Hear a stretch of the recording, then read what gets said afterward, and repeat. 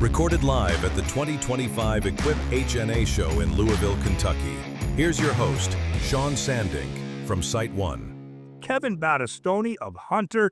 Kevin, welcome. Thank you for taking some time out. My pleasure. How you doing, Shawn? I'm doing okay, Kevin, doing okay. I love shows like this, seeing people, meeting new things in the industry and seeing what's great out there.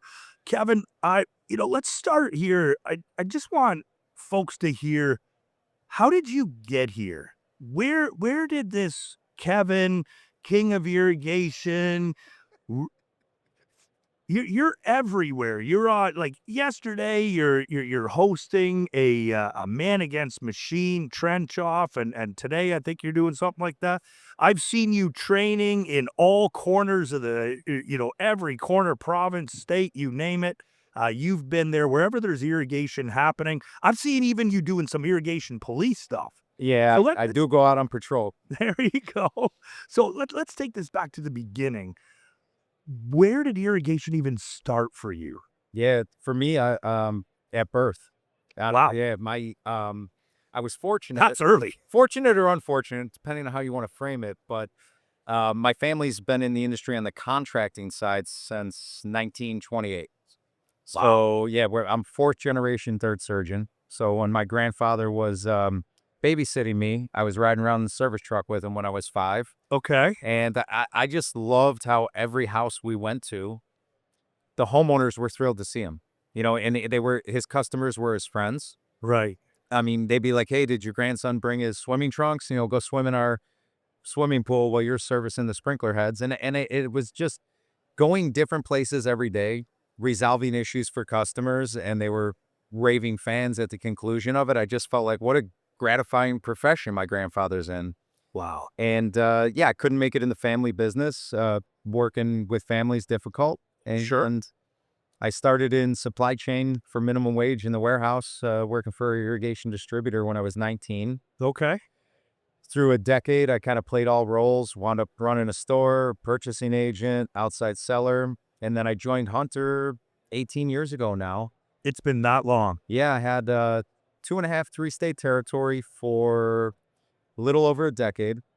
And, the Kevin that everybody kind of knows now, I would say was spawned out of COVID and unforeseen circumstances. Tell us about that. Yeah. So, all right, imagine this. I want to preface this with, I co-parent in harmony with my ex-wife, and I have a 7-year-old child, and everything is wonderful today. Beautiful. However, our divorce began 2 weeks before shelter in place with COVID. No. So imagine trying to raise a 18-month-old under the same roof with two people that want to impale one another. It's character building at the highest level. For sure. And then on the work front, this is before we had the considered, what was the term? We fell under the agronomic exemption, so Okay. green industry pros could actually do their job. Right. But in that 2-week period, I thought our industry was going to be decimated. I didn't know it was going to flourish, right? So Right. out of necessity and preservation for my job, I, at 44, got on social media for the first time ever. And I joined all the different green industry groups that were out there. And for the first 12 months, all I did was answer questions, whether it was about water features, landscape lighting, irrigation, drainage, my wheelhouse, if you will, right? But what perfect timing. Yeah, it was crazy. And so just making digital equity deposits for a year in all these groups. And after about a year, I then said, hey, let me try to post some Hunter FX content through. And they allowed it because I had built enough of a digital relationship with adding to the groups.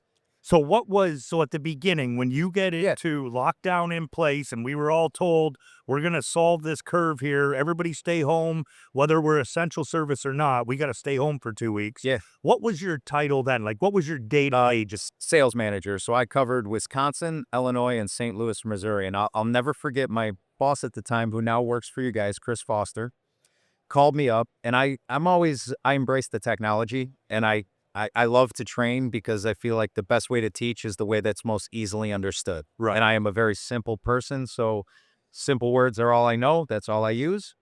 And with that, Wi-Fi connected device controllers, all that sort of good stuff, HydroWise for us. I felt like there was such a great market opportunity, but the primitive nature of our core customer base, and that's not a knock, I'm part of that primitiveness as well, Sure. was slow to adopt. And so I had in my head this vision of creating a training curriculum for contractors to take them from, I don't know what I'm doing, to, oh, I'm going to be a water manager now. And my boss, Chris, called me up and he said, hey, that pipe dream you had, how quickly can you make it happen? And I said, what do you think? And he goes, the entire world is locked up in their house right now. I'm thinking we need to be doing live webinars starting tomorrow. And I said, how are we going to get the message out? And he said, well, I have the entire database of Hunter Preferred Contractors emails. And I said, do we need to vet this through anybody? And he said, I'm letting the dog off the leash. Are you ready to bite? And I said, yeah, okay. So I stayed on that. And you had shared this dream of yours with Chris Yeah. before Yeah. the COVID. Yeah. And then once we were in lockdown, then he's like, hey, you still got this dream? Yeah. And you're like, I still got this dream. And he goes, can you be ready tomorrow? I'm going to put out an email today saying we're going to start the HydroWise deep dive training tomorrow.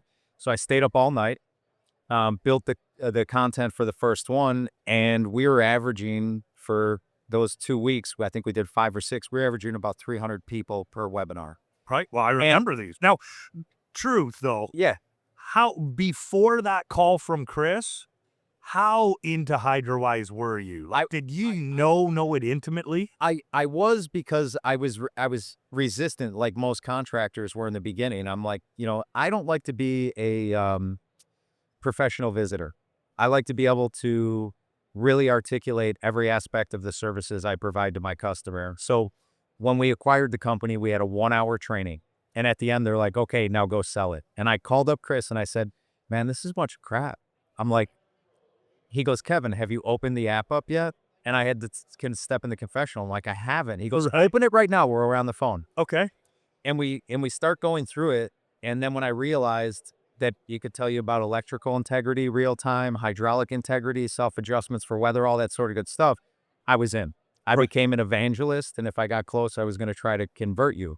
Right. But at the same time, having major life events like COVID, like a divorce, I realized that for much of my life, both personally and professionally, I was being the person I thought everybody wanted me to be versus being authentically who I was. Fair. And so, if, for lack of a better term, my I don't give a F juice was at about an 11. Okay. So that's when I said, okay, I'm just going to wear a jumpsuit because that's what I am. And I wear Air Jordan gym shoes. And I'm not going to attempt to live a persona of something that's not authentically me. And if people like it, maybe it'll be good. And if they don't, maybe I'll lose my job. But let's see what happens. So this is you. Yes, because 100%. I had been thinking for the last little bit, and maybe others have as well. So this is great to correct us that this is the cartoon you want to, but this is you. Yeah, If you're not playing Kevin Battistoni, the jumpsuit HydroWise guy, you are Kevin Battistoni, the jumpsuit HydroWise guy. Last week I was in Raleigh for Waterpalooza, and I had 2 1-hour speaking sessions there. And there were some folks they're like, oh yeah, you're the guy from social media, and yeah. And after the trainings, I had 3 different contractors walk up and go, man, I thought this was a put on, but that's just this is who you, like, Right. when you can get up in front of them. And I think every presenter needs to remember this. When you're talking in front of a group, whether it's one person or whether it's 150 or whatever it is, your number 1 job is to entertain. Your number 2 job is to educate. And if you can do those, you're going to enlighten a certain amount of that room, right? And so I always, my simple filter before I go up, Kevin, try not to suck, entertain, educate, and be authentically yourself. And at the end, to have people go, thank you, I'm not afraid anymore. You took what I perceived as difficult, and now I'm ready to get after it in that line of business. I mean, that social media is just a bolt-on, quite honestly. And I mean, look. Oh, explain that. So social media is a soul-sucking void of meaningless affirmation. Wow. But however, I am proof that it also can get you some places, and it's a way for us to get an immediate amplification of a messaging out to the masses with minimal effort, right? I can be in my basement, right, get a call from a sales manager saying, hey, you know how we changed the sensoring wiring with the P2C from the Pro C? Yeah, we're getting a bunch of calls on that. Okay. So I can cut a piece of content right on that and in 24 hours, oh my goodness, it's been viewed for a week's worth of viewing time by 10,000 people. Right. And then you have that feedback loop where they'll comment, like, or message you and say, hey, thanks for squaring me away on that. And to me, I'm part of the sales team and I support our 100 salespeople in North America. So that made their job easier because if it saves 15 stupid phone calls, Right. Then they can focus on 100%. growing their business, Yeah. local support. Yeah. So, I mean, my customer today is our sales managers, period. So they come before anybody else, before social media, and they are the ones who point me in the direction of where we're going to conduct and They're your post these. Yeah, 100%. So when they text me and say, dude, we need a video on this, or I need something like that, I know that they're not reaching out to me unless the byproduct of me crafting that is going to relieve stress in their job. So it's like this crazy leapfrog that we never envisioned before where, it doesn't have to go through the distributor. It doesn't have to go through the sales manager. You can speak to the masses Right. very quickly with relevant information. And I think as long as you're authentic, you add a little bit of humor, everybody could use a laugh here and there. Right. And it's kind of grown into its own thing. Word to everybody when you're building your social, you are all in and tech addicted, like most of North America that spends 7 hours a day staring at a screen. But look, all that stuff was built to keep you there. Right. So you've got to learn how to compartmentalize it and know when to set the phone down. I didn't have a personal cell phone for almost 30 years of my career until last year.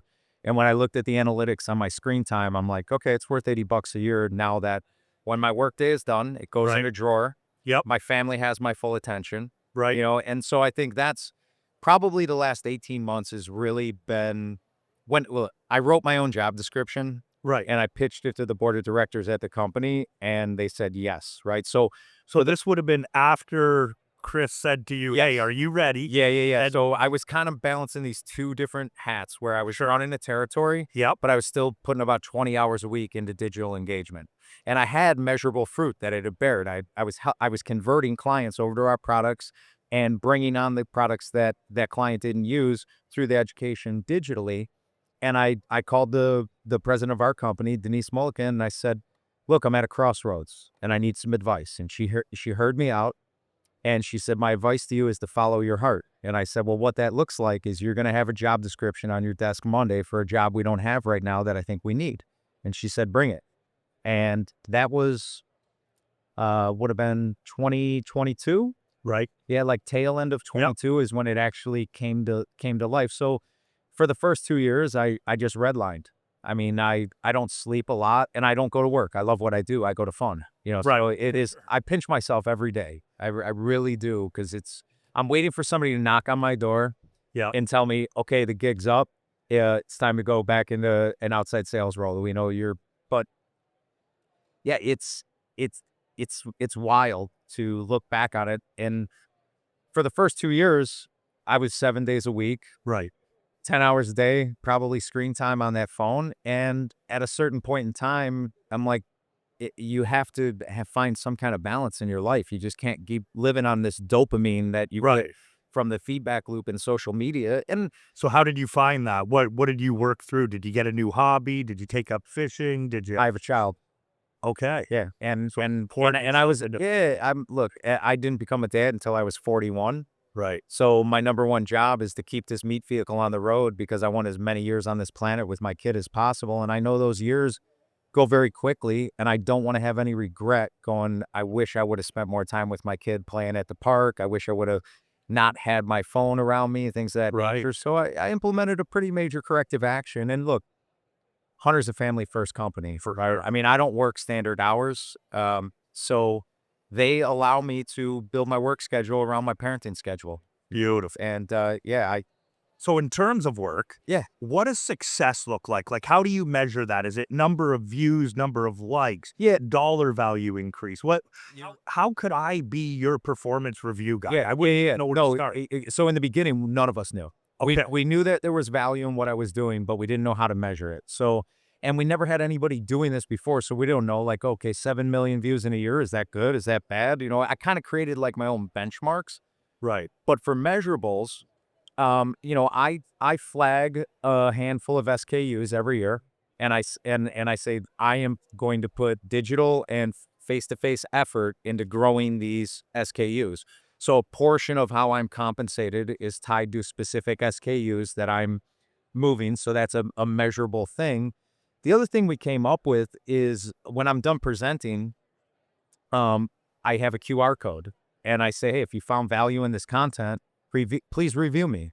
Right. And those reviews go to my boss. And then he shares that up the chain of command. So it's confirmation or reaffirming that this content that I'm doing, which a lot of it is brand neutral. So I deep dive into, I find best in class contractors in our industry and I interview them. They're so kind, in the spirit of a rising tide raises all ships. Right. And after I put that content out, I use those interviews as my presentations. And I tell their story to other contractors, because Shawn at SiteOne or Kevin at Hunter telling contractors what they need to do is not as well received as me or you sharing a story of what a contractor has done and the fruit that it's bared. Peer to peer, right? That I think is where the magic is at. And that's the space I like to live in. I mean, I'm a contractor-facing person. I need 5 hours sleep, 2 meals a day, and if I'm on the road, I want to be in front of contractors. Right. Period. And I just listening, learning, and then sharing those shared experiences across the nation with other contractors that want to up their game. Right. Because if our contractors aren't profitable, no part of this ecosystem works. You know as well as I do, there's 3 legs at the table. It's a triangle relationship. You got distribution, manufacturing, and contracting. And each one of those legs is important. But the most important one is profitable contractors, because if our contractors are not profitable, the ecosystem does not work. They don't pay their bill on time. You know what I mean? It all rolls downhill. So to see what I'm big time in these days is upfront flat rate pricing models, versus time and material. I feel like it's better for the customer. It's better for the contractor. I have data that proves it raises your bottom line and the ceiling. Because and that's been received all right by or is you getting any pushback? No, because here's the deal. I have 10 contractors, one that's been doing it for over a decade, and they give me their data. And so again, it's not Kevin telling me what I should do. Oh yeah, listen, in those contractors, it's amazing. When I grew up in supply chain, if we had a distributor event we were hosting, it was literally like the WWE. You couldn't put this guy next to that guy. Right. And when the speaker's up and he's like, hey, by a show of hands, how many people had top-end revenue growth or profit margin growth? No hands go up because they don't want to show their cards in front of their competition. I have seen a tremendous change in our industry where one of the ways I'm able to do it, but still give them autonomy, is when I do live surveys, I let them use their mobile device. There's no way to trace it back to it. Right. So now the whole room can see real time on the PowerPoint, collect the answers, all the stuff that they wanted to know, but they weren't going to ask any contractor straight away. Right. So we can extract that data as a group, and you can walk out of there going, okay, I know those 100 contractors are a strong representation of this local market. And I go over from what are you paying your people? What are you charging for heads? What's your profit margin? What are your biggest pain points? Where do you see your largest opportunities? A rising tide raises all ships. Right. It's that simple. And you want healthy competitors. Right. You want profitable, healthy competitors. Everybody is forced to get better when you have good competition. It's even interesting. It's funny to see, like, our largest competitor, RB, right, recently acquired Ratio. Right. No sales manager, and I travel with them all, when I ask, how do you feel about that? None of them flinch. You know what they say? Good. Let's see what they do with it, and that'll also keep us on our toes. For sure. You know what I mean? That drives innovation for competition. So where do you see the next couple years, like specifically for you? What's the next step in growth and success? Continuing to I feel like Hunter gets the most value out of me when I am in front of groups of contractors, doing training. So that's from pretty much I'm on the road from second week of September till about mid-April. That's my go time. Prime training time. That is prime training time. And then, I'd love to say I'm a machine and I could just flip a switch and then go back to normal, but you can't. Right. There's a decompression period. When you overfunction for that long of a period of time, what goes up must come down. Yes. And so, we've kind of gotten it figured out where July and August are my time where I'm not on the road. And that is where I'm going through all the interviews I've had over the last 12 months, all the notes, everything I've taken. And my commitment to the industry and to the organization that pays me is that every year I will develop 2 fresh hours of content every year. So where it sits now, we call them trench talks. I've got about 16 hours of brand neutral business owner and service technician content. Right. And the most gratifying thing over views and likes that I get personally is when a gray-haired contractor comes up to me after a training, which when I was at Waterpalooza, I had 7 of them do it after the 2 hours and say, "Thank you, I'm not afraid anymore." That's it. You know what I mean? Like, take something that was perceived as difficult. I'm all about low labor, high profit margin opportunities because at my core, I'm lazy. I think we all kind of are at our core, but we have discipline that gets us through that laziness. But when I talk about connected device market being $140 billion a year globally, and the only barrier of entry, there's only 2 states in the United States that require a low voltage license. One's in the Upper East Coast and the other's Minneapolis. To get into the connected device game, you need a smartphone and a screw gun. That's it. And for the seasonal contractors, I've seen seasonal contractors that hate pushing snow and are no longer doing it because they market because they are as confident with connected devices now as they are in irrigation. Right. So because that's the big apprehension. Nobody wants to look stupid in front of their clients. And so those contractors that say thank you, they're like, I didn't capitalize on this because I was afraid the homeowner might know more than me and I might look stupid. But now you've given me that script. And now I can educate my clients, and people buy when you put them in a place of comfort, right? And in doing it through education is where I see the most value. So, yeah, to continue to most of these conferences, you've got to be brand neutral, Right. right? So to continue to bring those best in class contractor hacks that they're using and practices and being part of peer groups, Right. I'm a conduit. That's my biggest value. If you're a distributor sales guy or you're a manufacturer salesperson, your biggest value you bring to your clients is insight, right? I mean, you have to have the core fundamentals if you're a distributor. Yep. Shawn, you got to be able to get it to me when I need it at a price that I can pallet, and outside of that, why you? And every time So somebody there's got asks to be some value. yeah. And the value is the insight. You travel all over, you deal with contractors all over North America. It took me a long time in my career to figure out that knowledge I was absorbing was the most valuable thing I could share with my customers.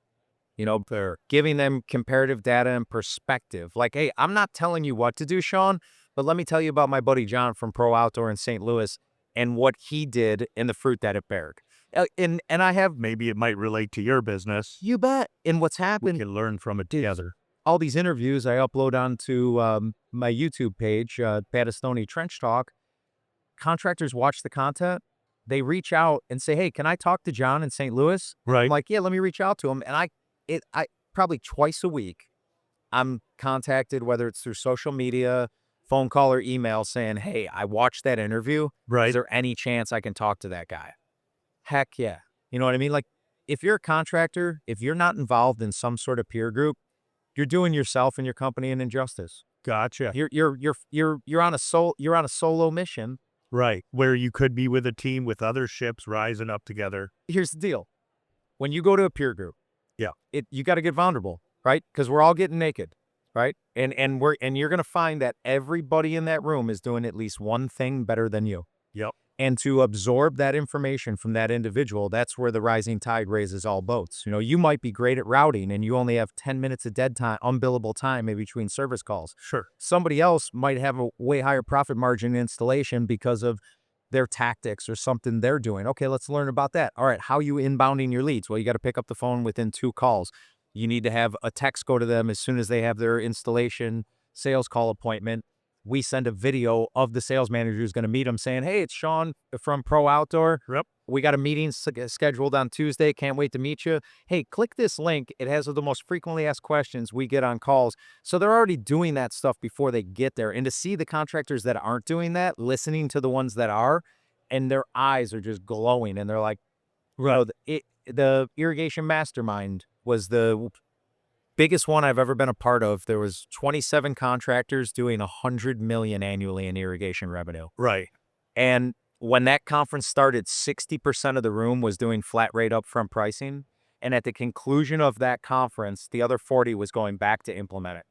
To see that, So that's the impact that you made with some pretty big players. yes, yeah, but I mean, I was a fly on the wall, right? And there's no skin in that for Hunter. None.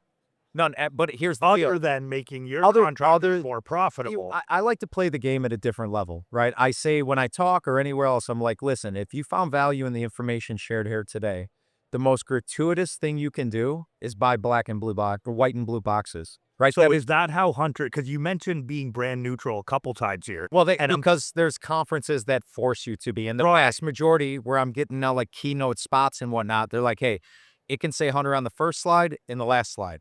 The rest has got to be brand new. Fair. But if I'm paying your salary, how am I okay with your brand neutral? I'm a walking billboard. I may be brand neutral, but I'm wearing a jumpsuit that says Hunter all over it. So everybody knows who I work for. There's no hiding that. Yeah.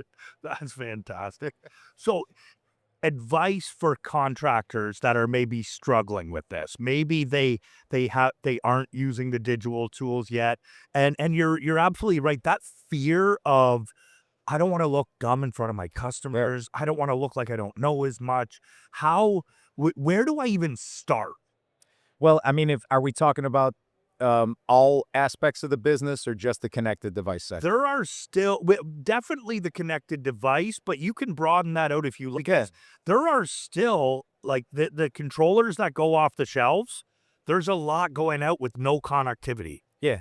So where do I start? You go to Battistoni Trench Talk on YouTube and you watch the Wi-Fi fundamentals for green industry pros. That is a 1 hour track that if you watch it and observe it, you will never look stupid in front of your customers ever again. Because here's the deal. The moment you take a controller out of the box, right, and you mount it on the wall, you have made a silent promise to that homeowner. And that is before you leave, they're going to be controlling their sprinkler system or their lighting system from their phone. Anything short of that, I don't care how good of a silver-tongued devil you are talking to your customer. Right. Their body language when you tell them you couldn't land the plane is, oh my God, this person's an idiot and I hired the wrong company to do the job.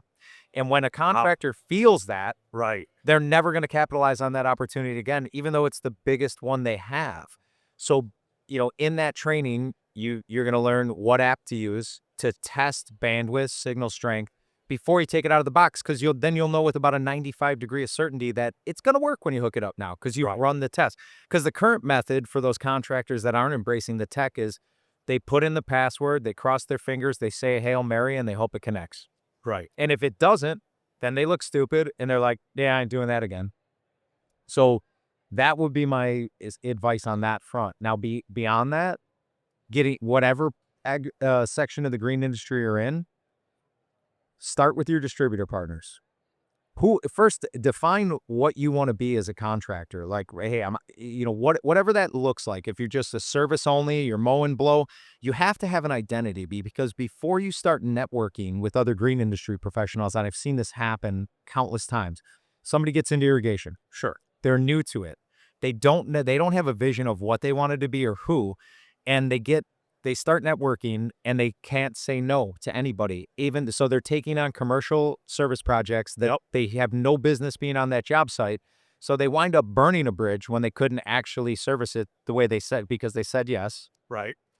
So missed out on other opportunities. 100%. That door's shut. They're never going to call you again because they're like, that guy's an idiot. Right. Couldn't get through that startup, and he told me he could, and he jumped on it, and now I look bad to my client, so I'm never going to refer him again. Right. So decide who and what your company and your vision is. Like, hey, we do residential installs and residential service. If you got 16 zones or less conventional and you need it serviced or installed, I'm your Huckleberry. Yeah. Then they're not going to call you with the stuff that's outside of your scope, and you're not going to have the opportunity to disappoint them. Okay. Like, figure out what lane you're going to be in. So let's say I'm in the lane. Yeah. Because if I think of the folks that are commonly now not using connected devices, I'm a large company. I got here on sheer willpower, determination, and the ability to talk to and satisfy customers. I feel now that I have really missed this boat. there are, I know that it's happening because I'm doing my banking on my phone. Yeah. I got my garage door on my phone. I might even Your have my microwave. heat on my phone, Your microwave's on there. but my irrigation's not there, and I might have 2,000 controllers on the wall. What am I I don't even know. Do I need to do it at this point, or should I just sell out and hope the next guy knows what he's doing? I mean, Where do I start? look, residual revenue, private equity, as we know, is buying up green industry fast and furious. And I've talked to many business owners that have sold out to private equity. They don't care what your installation number is because there's no guarantee of that. They're paying pennies on the dollar. It's reoccurring revenue, period, point blank.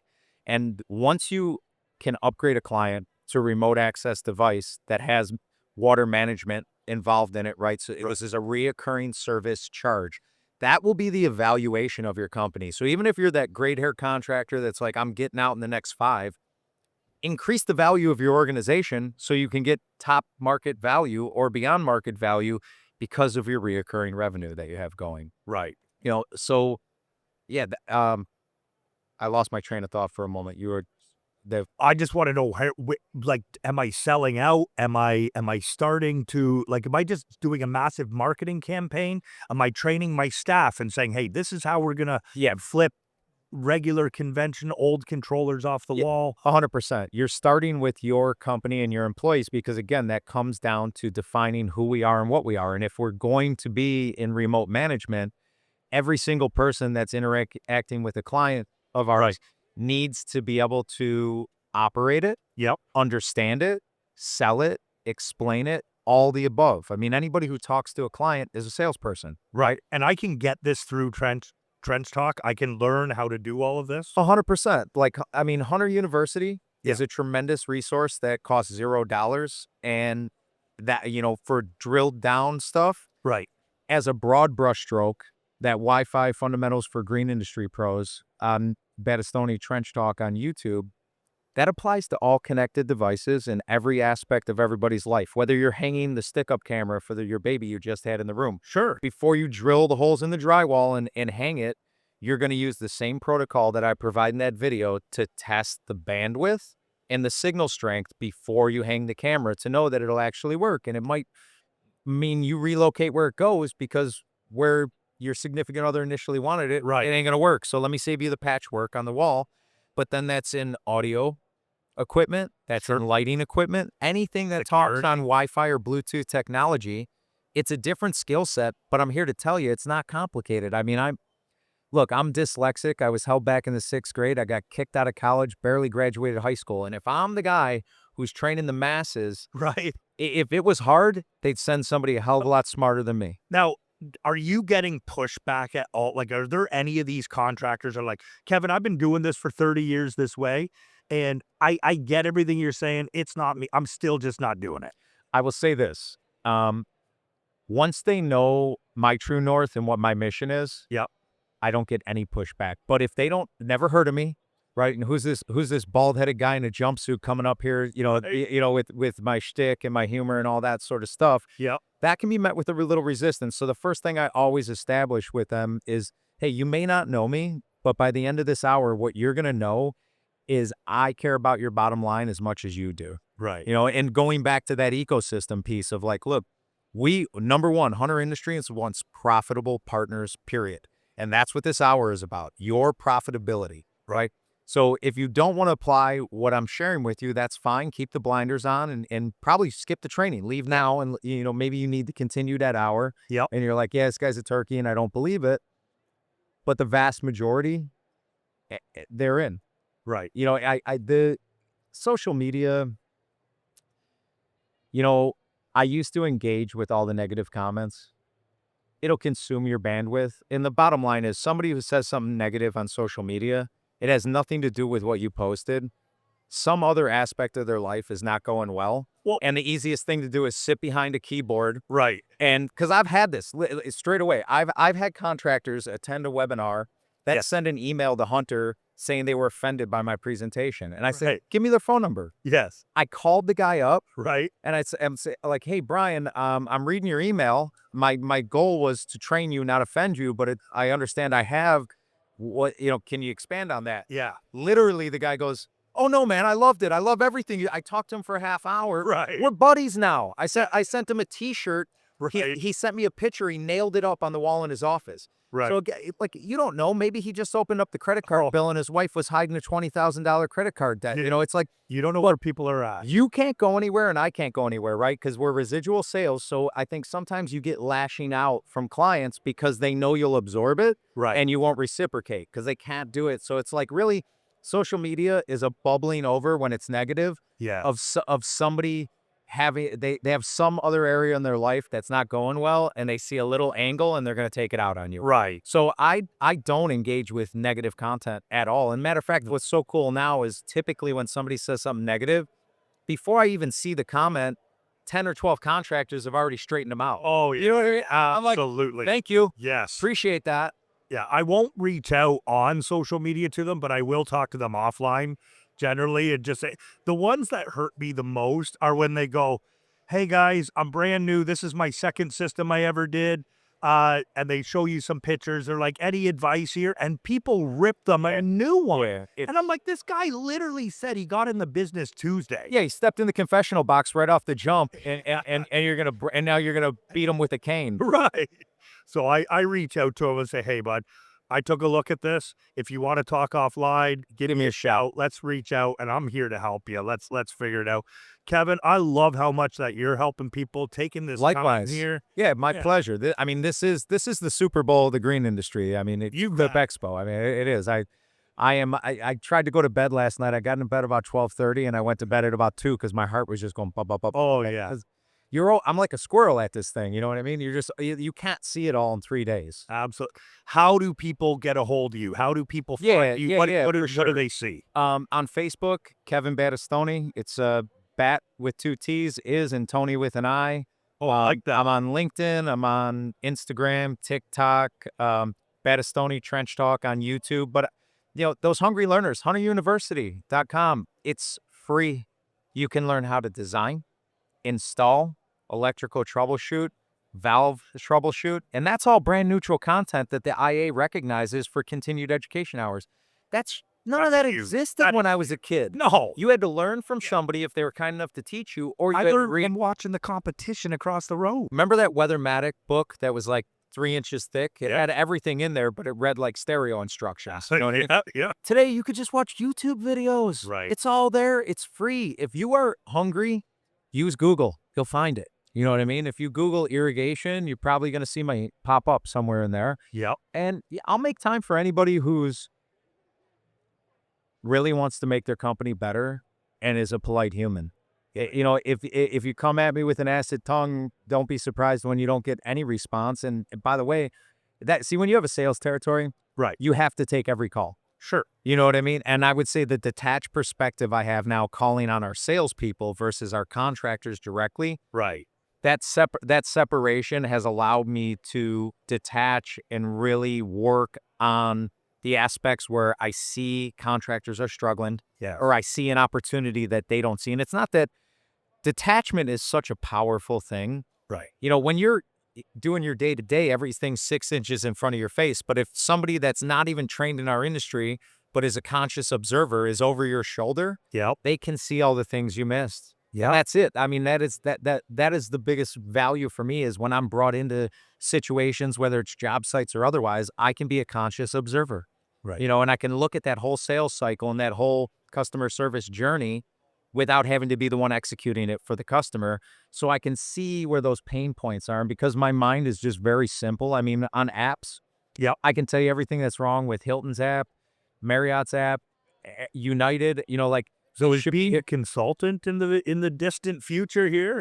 Like, if you gain this skill and you can cross market it into other lines of business, there's got to be value there. Not that I want to get rid of you. No. I love you. And I've had, I've had people ask for me to come in and do trainings for outside of industry, and my organization doesn't frown upon that, and I just feel so fortunate that I work for a company that's willing to have the capital investment of having a Kevin, even though we don't have SKU measurement on every single thing. For sure. Right. but see the value. And what advocacy is one of our core values: make our customers better. And as my boss, Will Irving, says, he goes, your job is to put resource on opportunity. You are the resource, put them on the biggest opportunities, and to have that sort of free reign, Right. and And some I your do family. not, I do not take it for time. granted. Like I said, I have my dream job right now. None of it fits in the coffin with you when you go, right? Right. The personal satisfaction for what I do, the autonomy that I'm given, and the gratitude I feel from customers directly, like we were talking about earlier. Yep. That's my fuel. That's rocket fuel for me. Like every time I have a contractor go, thank you, I get it now, I'm not afraid, and they're calling me. That's the thing too. A lot of people, whether it be distributor or manufacturer, are professional visitors. When the connected device and water management sector opened up, Right. you got under the hood of the company's business because you would come to me and say, Kev, how do I get this thing off the ground? Right. You then are opening up the hood on your business, letting me in, and we're talking about marketing strategy. We're talking about sales scripts for your service technicians to use to upsell to these items and every other. It felt like the relationship just deepened organically. So cost me a little bit of vulnerability. 100%. Huge benefit payback. Listen, I don't know, or can you teach me? Yeah. Like Those got to be your favorite words. that's it. Yeah, I mean, I do that every day. I don't know a lot about everything, but I know the best-in-class people in everyone, and they're all one text or phone call away. Right. Yeah, I'm a conduit. Yeah. I am a conduit to the contractors and distributors across the industry. So BATT is Tony. Yeah, that And is Tony. That is Tony. Thank you so much, Kevin. Reach out to him on all the socials there. Yeah, Check out the Trench Talk. I promise it won't suck. There we go. Thanks so much, Kevin. Enjoy the rest of the show. My pleasure. Thanks for tuning in to Confessions of the Craft.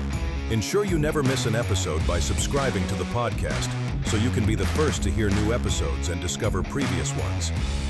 Follow SiteOne on Facebook, X, formerly known as Twitter, Instagram, and LinkedIn for the latest trends and industry updates.